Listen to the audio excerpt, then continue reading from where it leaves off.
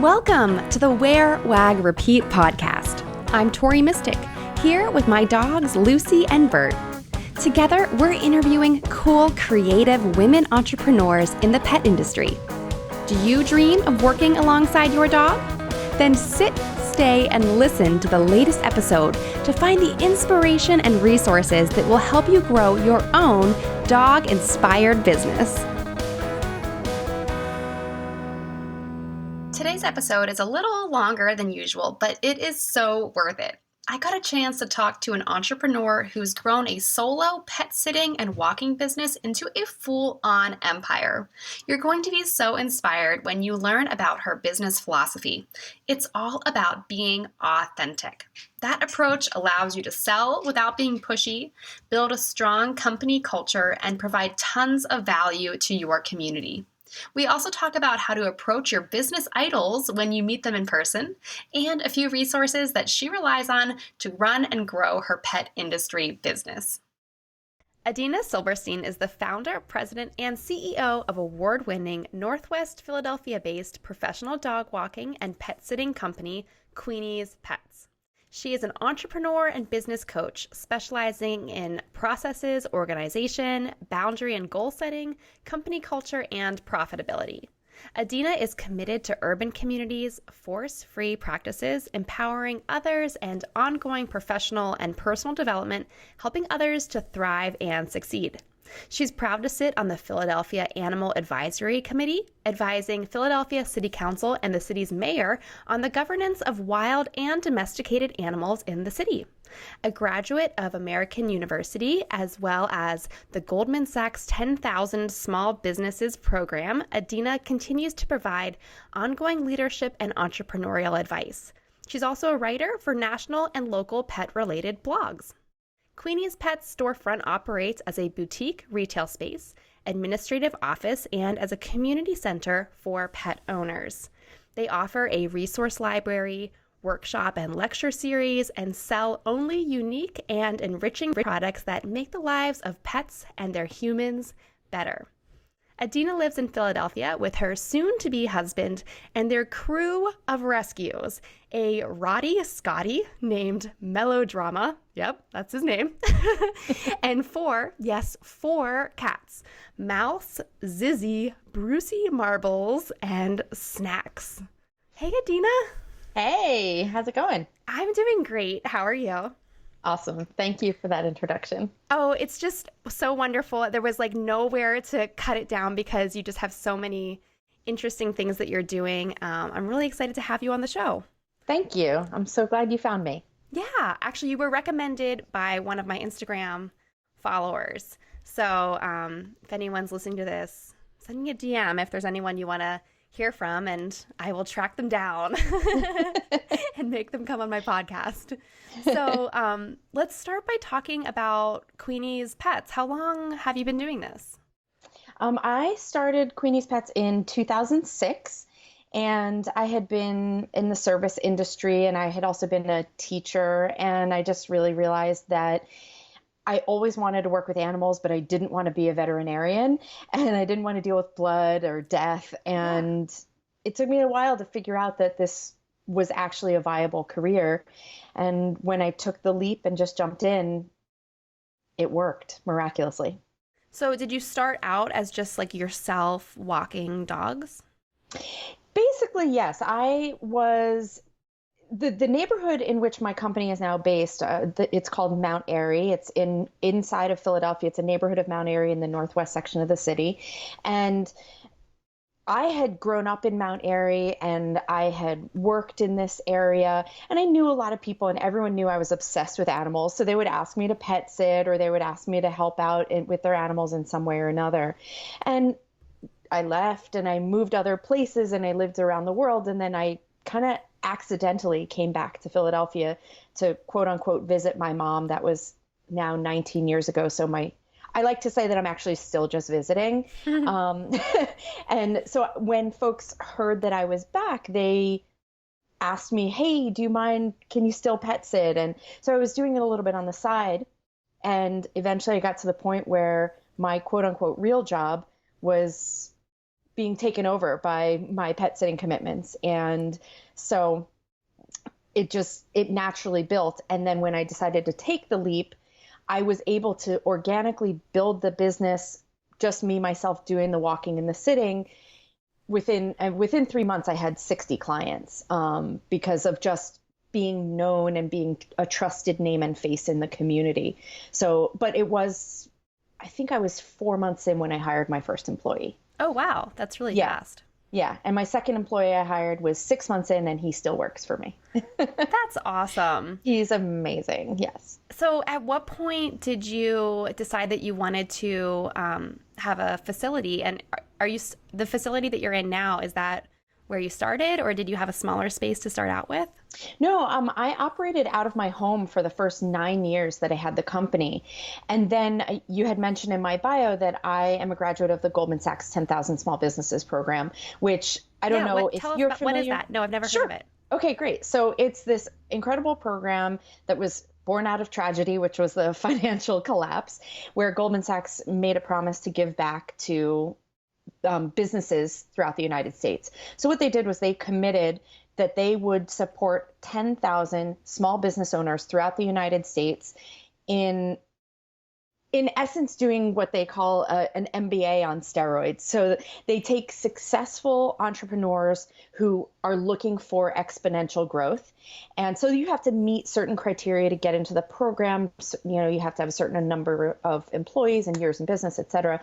But they take you in this program, and you dive in every single week for 4 months into the different modules you would be learning were you going for your actual MBA. And it's a super intense program. And the beauty of it is that you're working with not just other entrepreneurs, but no one's allowed to be a solopreneur, and no one's allowed to be a startup. You have to be an established business. So you're suddenly in this room with other people who are dealing with exactly what you're dealing with. And in order to complete the program, you have to complete a growth plan. And it has to be not just something you have to prove that it's not just a quote unquote good idea, but that it's a viable business opportunity. And by the end of the program, you present your business opportunity and your growth plan to a panel of vice presidents from Goldman Sachs. And our cohort, we actually also presented to the mayor of Philadelphia, and we got approved. And so my growth plan was to open my storefront. For years, I had known that I wanted to have a storefront. I wanted for people, the general population, to see that pet sitting wasn't just some job that anybody could do. It wasn't just a job that you did when you're in between jobs or when you're a teenager, that it was a legitimate, actual profession. And so that's what we did. And it's been absolutely this amazing journey. Not only did it do what I had proposed, which was double our inquiry rate and all this other things, it really got us much closer to our community. We're on a main commercial storefront, main commercial thoroughfare rather, and people can walk in and say, "Hey, what are you? And are you a groomer?" "No, we're not a groomer." "Are you a veterinarian?" "No, we're not." "Do you sell puppies?" "No, we definitely don't." So, oh gosh. So it's been a wonderful opportunity. We love it because it not only has new people coming in and figuring out who we are and what we do, but it's a place where our existing clients who are super loyal, many of whom have been with us since we opened our doors, or our non-literal doors in 2006. And they come in and they chat with us, or they talk with us when their pets are ailing, or they talk with us about, "Hey, we're thinking of moving and we want to make sure we buy a house that's still in your service area." And we just have a great chance to bond with people. So that's amazing. That's a long answer to a short question. No, it was a really great answer. Okay, so you had your facility for like how many years? So it's 4 years now. For like 4 years. Okay. And so what all do you do out of there? Because you had mentioned in your bio that you have like some seminars and it's community space. So yeah, is there like place for dogs to play, or do you do training there, or like what happens there? Sure. So basically it is a space where it's always pet friendly and people can certainly come in with their dogs. We've even had a few cats hang out with us in there, believe it or not. And they can come in and sit with their laptop and use our Wi-Fi and just enjoy. So, whereas you might want to go to a coffee shop to do work, you can't bring your dog. So if, as long as their dog is like pet or and people friendly, they could do that. But moreover, it's a space where people can, again, come in, they can ask us questions, they can get advice, they can get referrals. So we don't train, but we have wonderful relationships with lots of trainers. We have relationships with groomers and veterinarians. So we do a lot of referring out and giving people advice. Where should I adopt my next cat from? And, how do I deal with this problem? Or how do I welcome a new puppy into my family? So we do a lot of that. And we are working on creating a whole workshop series, but we've held a few classes so far, and looking forward. A big, big part of our mission is education and having people really not just have a pet, but understand and have a real relationship with their pet. So that's a big thing that we're working on. And then we also have boutique retail. Yeah. And, and so it's all of our products do what we state in our tagline, which is to make the lives of pets and their humans better. So while we sell some squeaky toys, they're not just, oh, that toy is so sweet, that's cute. We sell a toy, for example, called Hear Doggy, HEAR, and that is a toy that squeaks at a frequency that only dogs can hear. So if you're a pet mama listening to this and you have an obsessive squeaker like I do, there is a toy out there that will not annoy the living heck out of you. Oh my gosh, I have to tell my sister about that, because every time I talk to her on the phone, her dog is in the background just like squeaking the whole time. Yeah. Well, you know how like moms of human babies, like they can tune out the crying. I can tune out a squeaker like nobody's business at this point. But yeah, it's basically your profession to do so. So we have, that's just a tiny example. We have a lot of enrichment toys. So, people think, oh, a lot of times I'll hear from people, my cat doesn't like toys. I like to say, I guarantee your cat does like toys. Let's work through a litany of what is going to engage them. So again, we really use the opportunity to bring people in and talk with them. And if they're not sure if their dog will like something, we say, bring it in, try it out. When I'm in a store and I want to smell what this lotion smells like, there's a tester there. Yeah. So we have things that people can test and come in and see, does their dog like it? And, will their cat use it, and so forth. So we have a lot of fun there. It's also our administrative offices. So I have a leadership team that works out of there, and we have, we have also a staff room. And so our staff can come in there, especially on freezing cold days like right now. They can come in, get some hot chocolate or coffee. So it's really made to be a space that's not just a space for us to work or a space for whatever we are doing with pets at a given moment. It's a space to really welcome our community. Yeah. And so to answer the last part of your question, no, we don't do like a daycare situation. But we do have some people who will say to us, hey, I have contractors in my house today. Can you watch my dog while they're making lots of banging noises? So we'll take different dogs into the office for the day to help out our existing clients. Right. So it sounds like it's almost like a neighborhood, in like a dog information center. And you provide a ton of free advice just as a value to the community, which is really awesome. And I think the education part is so important. We all spend so much time seeing people commenting on things on the internet that are questionable. So providing that education to people is really a huge value, I think. Yeah, and our company is completely committed to being force-free, fear-free, and stress-free for pets. So no choke chains, no prong collars, no flexi leads, no shock collars. And so we do a lot to educate on that. We have these huge display windows. And so we do a lot about how to do something force-free or how to deal with a certain thing force-free. The different products we offer are all products that engage in that sort of modality with our animals. So when people come in, we love to hand them articles we've printed out from different force-free resources. And of course, anyone that we have a professional relationship with is also committed to that same thing. So. Right. It sounds like you just, in terms of, I don't know really all of your marketing in and out, but it just sounds like you provide so much free value to people kind of as a roundabout way to promote your business, which I just think is, I like working with companies that are like that, and I try to be that way. I run a blog, so obviously I provide a lot of free information to people in order to kind of get my company name out there and establish my brand in the community. And I just think that's so much more effective than running lots of ads or saying, Sure. buy this thing, buy this thing. Right. Instead, you kind of start from a place of education and value, which is just awesome. Well, and I think, my whole life I've been a super passionate person. Anything I do, I'm all in. And so I don't sell from a place of sell, sell, sell. I sell from my heart and my gut. And so all of the products that we have in our store are products that you would also see if you came to my house. My cats are feeding out of the enrichment feeders. My dog is using a twist and treat when I have company over.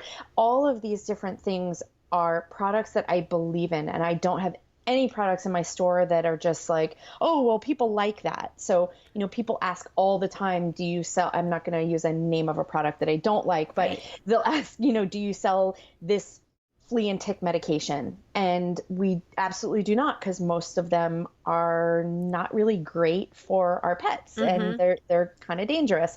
So I will not sell anything I don't believe in. And so sometimes it'll sound like I'm giving this salesy pitch for something, and really it's just because I believe so strongly in the product and I care so deeply that everyone in our community has a happy and well treated and loved pet. So yeah, you're absolutely right. I have no problem giving advice away, of course, within reason. Right. And we do have paid sessions. So we will help people. We help people puppy proof their homes. So we'll go out to their homes and they can hire us to talk through how to puppy proof. That's a very cool service to offer. It is. It's we just launched it like at the end of last year, and it's going really, really well. And we're getting tremendously successful feedback from people, and people are really happy about it. So we are doing that. We do a lot of things prepping their dog and their home for integrating even a new adult dog, so it Yeah. doesn't have to be a puppy, and how to make sure the dog is safe from the child and the child is safe from the dog. So lots of things like that. So we do those as well. And of course, I believe as an entrepreneur and a business owner, I do believe in the value of my time. And so absolutely, we are talking to people for free all the time, and I'm blogging and I'm doing things like that. But we do also have a monetary value around what we do, and in different ways. And Yeah, that's so genius. I think so many people have ideas for, what their expertise is. Maybe, you've had a lot of different dogs over your lifetime. And so you kind of know how to puppy proof or dog proof certain situations, but it would never occur to them to monetize it like you have. So it's very genius. thank you. And I Yeah. think it's, one of the things that sometimes I get really upset when someone is really committed to aversive training or dominance-based training, and they'll say, well, it works. And one of the arguments, even putting aside this thought that it works, and I could debunk that as well, but one of the things I will say to people is, okay, so do you own a cell phone? And they'll say, of course I do. And I'll say, okay, so your belief on the science of communication has changed since the 70s, 80s, 90s, what have you, since dominance-based training has come out. So there's new evidence and there's new science showing us that the methodology behind force-free training works. And in fact, it's better, and it makes our lives better. It makes the lives of our pets better, just like having a cell phone. And of course, some people will agree that having a cell phone doesn't make our lives better, but overall, I think we can all kind of probably agree on that. And Yeah, or so I any create health that kind of thing, correlation. like eating Absolutely. red meat or eating carbs or sugar, like, whatever it Right. is, Right. anything like that has Right. changed with research. Absolutely. Absolutely. So I'm really big on being able to make sure that people know that there's new information out there, and I love to provide it. I'm a huge, huge fan of the Whole Dog Journal, and so we have lots of information from Whole Dog Journal that we will pass on to our clients whenever we can, because I think they're just rich with brilliant information. Awesome. We'll definitely have to check that out. Sorry to interrupt the interview, but I would love to see what you're doing while you catch up with the Wear, Wag, Repeat podcast. Take a screenshot of this episode in your podcast player or snap a selfie with your earbuds in. Bonus points if it's on a dog walk, and share it to your Instagram stories, tagging me at TMystic. I'll keep an eye out for mentions, and I would love to give you a shout out from my own account. Okay, now back to the episode. So it sounds like you have learned so much and changed so much in the time since you started your business in 2006. Is that six? So what do you see in yourself that has changed the most as a business owner or as a leader in that time? That's a fantastic question. I think that I went from just being oh gosh, can I do this? Oh, I think I can do this, to I'm doing this, to I'm doing it like a boss. I am, even with myself, that value of ongoing education and learning and growing, adapting, changing is huge. And so when I first started the business, I think I was terrified of the business part of it. I was terrified of sales or marketing or, systems. And now that's my area of expertise, because I'm taking classes, or I'm in different growth programs, or I'm doing community learning. It doesn't matter. I'm just always committed that if you're not growing, you're dying. And so I need to be learning. I need to be experiencing new things. So I've done a lot to improve myself and become really confident as a business owner, confident as a risk taker. And then also I've become extraordinarily organized. So my business has system upon system, and we're always improving upon them. So anybody listening who's new and you're thinking, oh God, I don't have a system, just try a system. And if it fails, great, we'll start a new one. But so I think that's the biggest area of growth, is that I've gone from doing a business because I love dogs to loving a business, and therefore I'm able to treat dogs and cats and beyond really, really well. Yeah. So my business is solid. We are a fixture in our community. We're getting a name for ourselves on a much wider scale. I speak at conferences and so forth, and our message is getting out there because I'm now, my passion, I have an operations manager, I have a client services manager, I have people doing those things so that I can move forward in my commitment and my mission to continue to educate. And I want other business owners to be extraordinarily successful. And my entire goal in being a business coach is that I want people everywhere to understand that being a dog walker, being a pet sitter is a true profession. And so whatever I can do to professionalize in the industry. So the biggest change for me has becoming a real and true businesswoman, CEO, president of a company, rather than just I'm a dog walker or I happen to own a dog walking company. Right. I think it's a major mindset shift. And I've been working on that myself too, is like, so I've had my site, Wear, Wag, Repeat, for almost 6 years. And for a long time, I would say, I'm a dog mom blogger. I blog about dogs and style and blah, blah, blah, blah, blah. And then like last year, I decided to sort of reframe it and say, I run a website for dog moms, or I have a company that has a website for dog moms and a podcast and a shop, all the things. And I think it's just like little tiny shifts like that to say, I'm the owner of this, I run Absolutely. this, instead of saying the other way around, which is kind of like I work for my blog, Right. and kind of taking ownership. And it's just like, it's such a little language shift, but it makes a huge difference in how I view myself and what I do. 100%. And once I realized that I get to make my own title, and I have everyone on my team choose their own title as well. And so that you can really own the position. So when I started calling myself a CEO, my mindset completely shifted, and I started to dress how a CEO ought to dress, right? Uh-huh. And that doesn't mean that I wear like a Hillary Clinton business suit, but what it means, all due respect to HRC, but that it means that I get to dress in a way that makes me feel like a boss, that makes me feel successful and as a leader. So and I had to throw that in there because your website and your style is awesome. So I had to talk a little bit about fashion.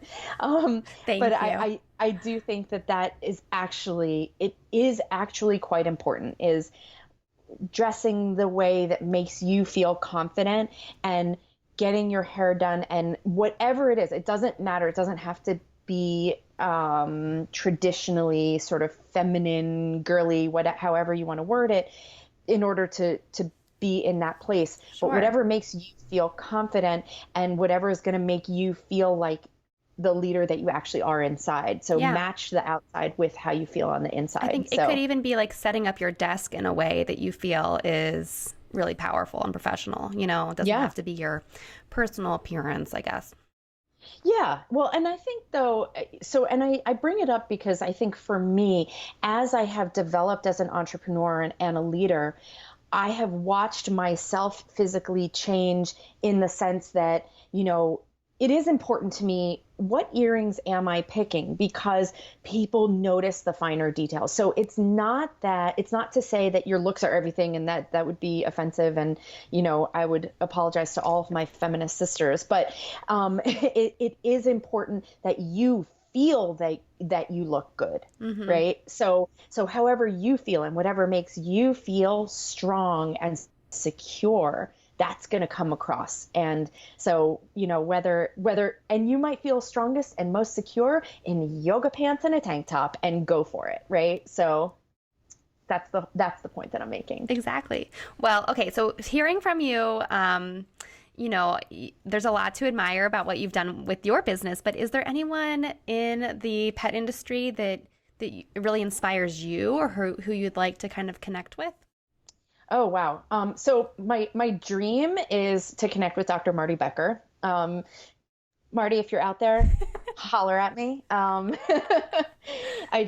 What he has done for the force-free veterinary movement is unbelievable. And may she rest in peace, Dr. Sophia Yin was just an amazing, amazing woman. And I'm constantly still on her website. And I Googled myself, and somehow my name is on one of her brochures. I am some quotation by me is on one of the brochures for That's her company, exciting. which is super cool. But so definitely a hero. Dr. Karen Becker, Patricia McConnell, all of these people who are just real incredible leaders, and then just certain business leaders. So, Sarah Blakely, I heard her speak. So she's the founder and owner of Yes. Spanx, and right. I love her. She's amazing. She actually spoke at the annual alumni summit for Goldman Sachs, 10,000 businesses, and she blew my mind. And, Joe Malone spoke, who is also amazing. Danny Meyer is a life game changer. The author of the book Traction, Gino Wickman, to have an hour in the room with him, I would lose my mind. So real people who are out there. I happen to be very, very fortunate to be in a business organization, and Vern Harnish, who's the author of The Rockefeller Habits and Scaling Up, is in the same organization. And so I've gotten to meet him. I've, gotten to sit and chat with him. I helped his family adopt their adopted their rescue Chihuahua. So I'm able to meet some real leaders in the business community, and it's amazing. And I got to meet Victoria Stilwell once. She wouldn't remember me, but I did get to meet her. So she was incredible. So, So I have a okay. lot of heroes out there. Okay, so I'm wondering, you do, which is awesome. I think it's so important to have people that you can look up to like that. Okay, I've been in situations where I'm like, I want to meet this person, or I want to connect with this brand or something like that. And I'm like, what do I say to them? Yeah. Yeah. So, you sound like a dork, right? do you have any, like, what is your sort of approach when you're meeting like Victoria Stilwell? Like, what did you say to her? First of all, I'm pretty sure I told her her boots were amazing. I'm sure they were, because she has some Because they cool were. clothes. Yeah. Yeah. And she was speaking. I was at the annual conference for the Pet Professional Guild down in Florida, and she was the one of the keynote speakers. Actually, Dr. Becker was as well. And so I kind of casually went up to her right after she spoke. I asked for a photo with her. And I think it's important to not hound people like that, but to be maybe a little more casual in and not seem like you're too cool for school, but to just let them know that you respect their work, not take up too much of their time, and let them know what you respect and why, and ask them if you can follow up with them. So I recently met Nick Bayer, who started the Saxby's Coffee Company, if you're familiar with that. And his model is incredible, and he's such a giver. And so my tactic is kind of go hear people speak and then talk to them after they're done speaking. So that's what I did. And I asked him if we could have lunch. He said yes, but there hasn't been a follow-up yet. So, Nick, if you're listening, hey, still here. Thanks for the shout out. I love that you're assuming that all these really influential people are listening to my show. Well, I share it far and wide. But that's really kind of, I have to say, in life, if you're a passionate person and you're out there and you're doing good things, ultimately you're going to get attention. I mean, look at your social media following. You're doing amazing things, and you're connecting with incredible leaders in our industry. And when you reached out to me, I was like, oh my goodness, little old me. Like, how did you find me? So I think the network that there's a saying like, surround yourself with people you want to be, and good people know more good people. And so, you were I was introduced to you, vice versa, however you want to say it, by Lauren Heath. Hey, shout out to Lauren. And I'm her business coach. And, but she's gotten me connected with some amazing people. And so I just think it's the company that you keep, and there's a real exchange amongst great people who are out there who, like you were saying earlier, you're a very genuine person. You are not doing this podcast so that you get rich and famous. You're doing this podcast because it's what you care about. Yeah.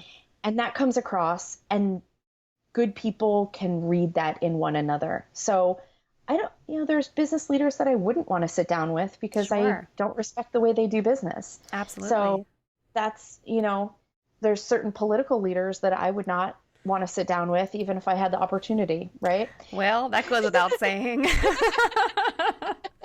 So, I just say that to say that anybody out there who is looking to connect with good people, be authentic and, don't sell. But I mean, I recently wrote a Facebook message to Josh Carey, who, from Petsidology and The Hidden Entrepreneur. And I was just like, hey, you live in the town my dad lives in. What's up? I mean, it was, it wasn't like, hey, will you interview me? It was just genuine. So yeah, I think that's where I come from. I love it. Okay. So we cannot end this interview without talking about some of your favorite tools and resources, since you are like the queenie of systems. Yay. Thank you. The queenie of systems. Because I'm always just in awe of people who have all these automated things set up, and I try to do my best. But what are some of your favorite tools and resources that you use all the time? So I think first and foremost is the book Traction by Gino Wickman. And that is the foundation for setting up EOS, or the Entrepreneurial Operating System. And whether it's that or whether it's Gazelles, and Gazelles and EOS have a lot of crossover, but having an actual system. So in other words, not, I made this system up, but how do I operate within a prescribed system that teaches me how to create my own systems inside of that. So EOS is a business tool. And for anyone out there suffering and not knowing how to create systems, run, don't walk, and get Traction. And honestly, get the actual physical book. You can listen to it as well on Audible, but get the actual book because you can write in it and highlight it and all that kind of stuff. So that's one. I think having different networking groups of which you either are a member or you attend meetings is vital, because knowing that you have a community out there when you can't figure something out, and you can reach out to someone and say, hey, I know you do podcasts. How do I do this thing on Skype? Whatever. Like, know your resources. Know who's good at what you're not good at. own what you're good at, own what you're not good at, and reach out to other experts. I think other tools, things like using Slack to communicate with your team. My office, we switched over to voice over internet protocol. So we have Ring Central, which is a system where we can organize all of our communication systems into one place. We can project manage in it and create hashtags just among our own team, so we can follow up and say, oh, we were having a problem with keys. Okay, hashtag keys. What was the problem, and who was having it, and how can we triage this problem? So some technology, but realizing that it's not always about technology, and that there really is that human connection is irreplaceable no matter how technological our world gets. So, and really using social media for the power of good. And not bombarding people with the same message over and over again. Have fun, be authentic. I'm not huge on social media, but what I do is from my heart and my gut. So we have fun on social media. Actually, later today, I'm posting. This weekend, there was a Saturday Night Live commercial about dogs, like one of their fake commercials, and it was hilarious. And it's totally inappropriate and will offend some people. And we're going to post it anyway because it's hilarious. And that's my voice, right? So staying true to yourself. So I mean, that's a limited answer because I could probably talk about systems forever and a day because I love systems.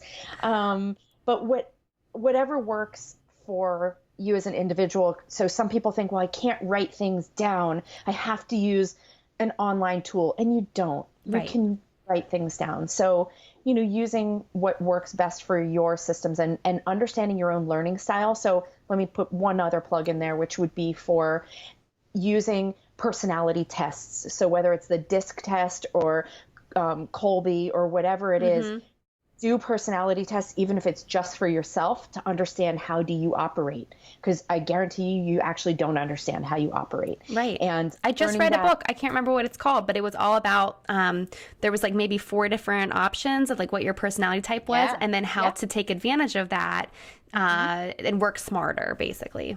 Absolutely. And then as you're hiring or even working with certain vendors, who make a big difference in how you operate, have personality test them, because you will find that you work best. If you're one personality and someone else is another, don't even hire them because it's not going to work out. So that's definitely a tool. But again, even if you're a solopreneur right now, DISC test yourself and you'll actually be amazed because you'll think that you were a driver and really you're not. There's all these different.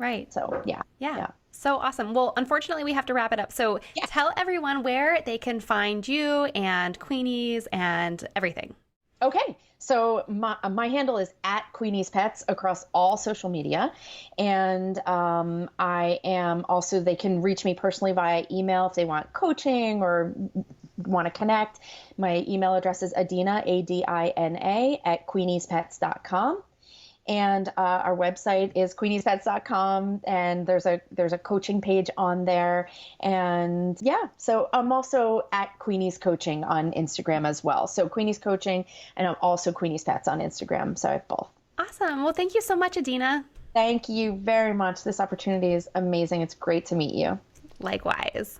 Thank you for listening to the Wear, Wag, Repeat podcast. You can fetch show notes at wearwagrepeat.com. If you like what you hear, please hit subscribe so you don't miss an episode. And until next time, we'll see you around the dog park.